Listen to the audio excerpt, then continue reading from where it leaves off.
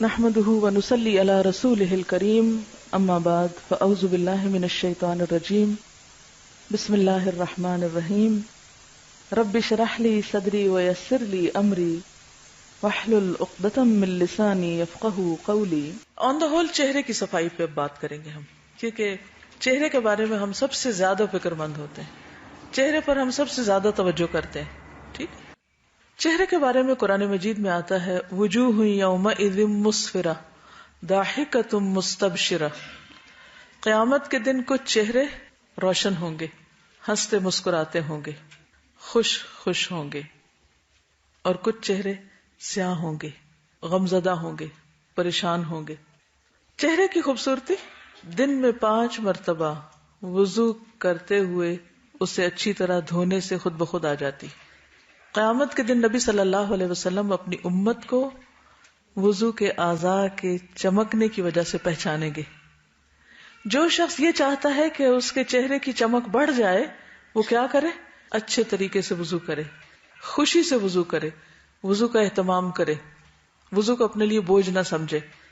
لیکن چہرے پر کوئی ایسا کام نہیں کرنا چاہیے جو اللہ رب العزت کو ناراض کرنے والا ہو۔ چہرے کی جب صفائی پہ لوگ آتے ہیں تو وہ صرف دھونے کی حد تک نہیں رہتے، بلکہ اس سے کہیں آگے بڑھ جاتے ہیں۔ بعض اوقات اس پر لگانے والی چیزوں میں اتنا اسراف کرتے ہیں کہ وہ گناہ کی حد میں چلے جاتے ہیں۔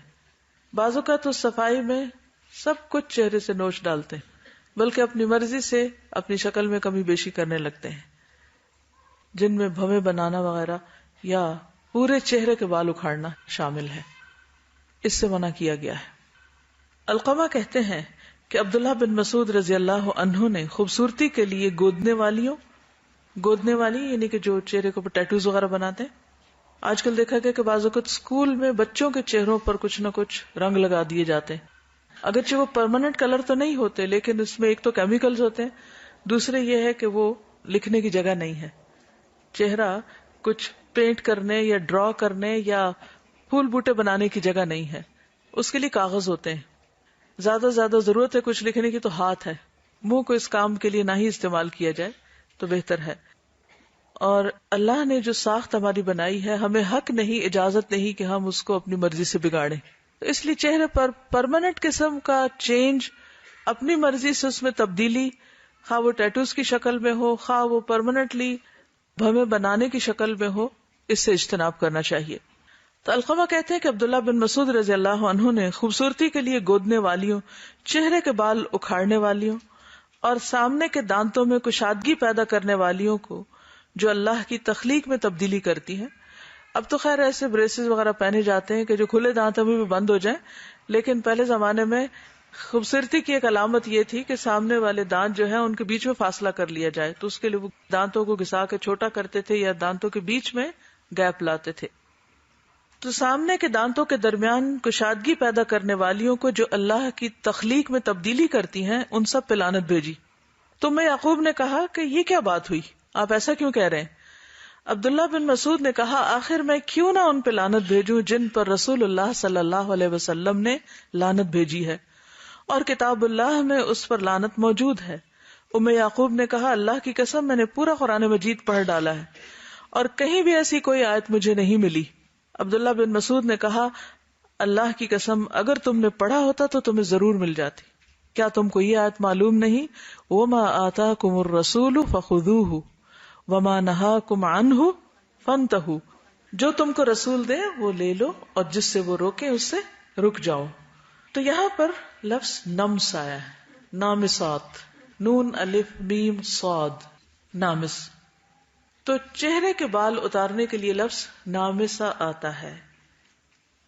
نمس کا معنی اہل لغت نے بالوں کو اکھاڑنا کیا ہے، اور نماس کا مطلب ہے موچنے وغیرہ کے ساتھ چہرے کے بال اکھاڑنا۔ ابن اسیر نے النہایہ میں کہا ہے کہ نامسا وہ عورت ہوتی ہے جو اپنے چہرے کے بالوں کو اکھاڑے۔ یہ زینت المرأہ کتاب لکھی ہے عبداللہ بن صالح الفوزان نے، انہوں نے ابن اسیر کو کوٹ کیا ہے۔ ہاں، بیماری کی وجہ سے چہرے کے زائد بال اتارنے کی رخصت ہے۔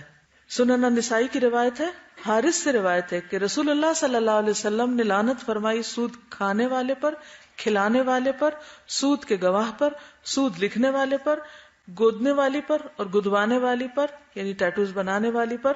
ایک آدمی نے کہا کہ اگر مرض کی وجہ سے ہو یعنی کہ کوئی ایسی چیز ہو بیماری کی وجہ سے تو آپ نے فرمایا کہ ہاں پھر ٹھیک ہے. یعنی اگر ہارمونل چینجز کی وجہ سے خواتین کے بال مردوں کی طرح چن پر یا اپر لپس یا لوور لپس پر ہوں تو اس صورت میں ان کو اتارنے کی اجازت ہے. لیکن پورا چہرہ جو ہے اس کو چھیل ڈالنا یا پھر یہ کہ بھووں کی شیپ بنانا یہ درست نہیں ہے. یا کچھ لوگ پیشانی کو بڑا کرنے کے لیے یہاں سے بال کاٹنا شروع کر دیتے ہیں یعنی کہ بالوں کو پیچھے تک لے جاتے ہیں, تو یہ بھی طریقہ درست نہیں ہے. ٹھیک ہے جی, دیکھنا پڑے گا اس کو کہ کیا صحابیات کے زمانے میں اس کی مثال ملتی ہے, کیونکہ کانوں میں تو سوراخ کی اجازت ہے نا, تبھی عورتیں بالی پہن سکتی ہیں, اور صحابیات سے ملتا بھی ہے کہ انہوں نے ایک موقع پر اپنی بالیاں اتار کر صدقہ بھی کی تھی. تو اس صورت میں زیور پہننے کے لیے اگر کوئی سوراخ کیا جاتا ہے تو وہ ایک مختلف چیز ہے. ٹھیک ہے, اور ویسے بھی جو چیز نبی صلی اللہ علیہ وسلم کی موجودگی میں ہوئی اور اس پر آپ نے کوئی ممانعت نہیں فرمائی تو وہ پھر اس سے نکل جائے گی چیز. ٹھیک ہے,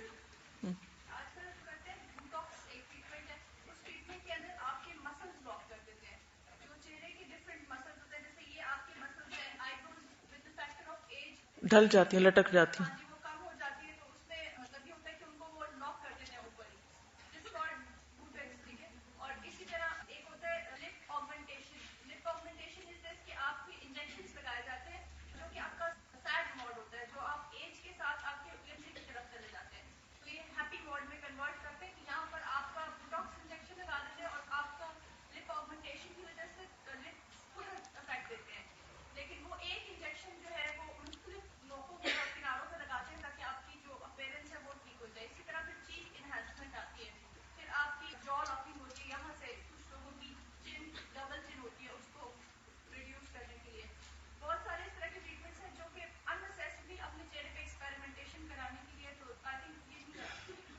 یعنی وقت کے ساتھ ساتھ جو چینجز آتی ہیں وہ بہت نیچرل ہیں, اور جب ہم ان کو آرٹیفیشل طریقے سے روکنے کی کوشش کرتے ہیں تو یہ ہم ایک نیچر کے نظام میں خلل ڈال رہے ہیں. اب میں نہیں جانتی کہ میڈیکلی ان انجیکشنز کے کیا سائیڈ ایفیکٹس ہیں اور کیا نقصان ہے, لیکن آبویسلی اللہ کی ساخت میں تبدیلی جو ہے اس کے بارے میں قرآن مجید میں واضح طور پر حکم موجود ہے.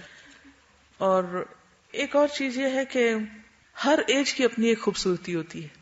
جو بچپن میں بچوں کے چہرے پہ خوبصورتی ہے اس کا اپنا ہی ایک حسن ہے, اپنا ہی ایک انداز ہے. پھر بچے جب گرو کر رہے ہوتے ہیں, دانت ٹوٹے ہوئے ہوتے ہیں تو دیکھنے میں وہ نہیں ٹھیک لگتا, مگر اس کے بھی ایک حسن ہے. پھر جب وہ جوان ہو جاتے ہیں ایک اور خوبصورتی ہے. پھر بڑھاپے کا اپنا ایک وقار ہوتا ہے. تو میرا خیال ہے کہ بدلتے حالات کے مطابق اپنے آپ کو ایڈجسٹ کرنا اور اس کو ایکسپٹ کرنا یہ بھی ضروری ہے. بیماری کا علاج اور اس کے اوپر رقم خرچ کرنے کا تو جواز ملتا ہے, لیکن اپنے جسم کو ایسے تجربات کی نظر کرنا اور پھر اس میں اس طرح کی تبدیلیاں کرنا درست نہیں. اگر یہ خلق کی تبدیلی میں نہیں آتا تو پھر کیا آئے گا؟ کیا اپنا گلا کاٹ کے کسی اور کا اپنے اوپر لگانا؟ یعنی خلق کی تبدیلی جس کا قرآن میں ذکر آیا ہے وہ پھر ہے کیا اگر یہ نہیں تو؟ ہاں جی بہت ایکسپینسو پروسیجرز بھی ہوتے ہیں, اور یقیناً ان کے سائیڈ ایفیکٹس بھی ہوں گے, کیونکہ نیچر میں خلل جو ہے وہ انسان کو ہمیشہ کاسٹلی پڑتا ہے.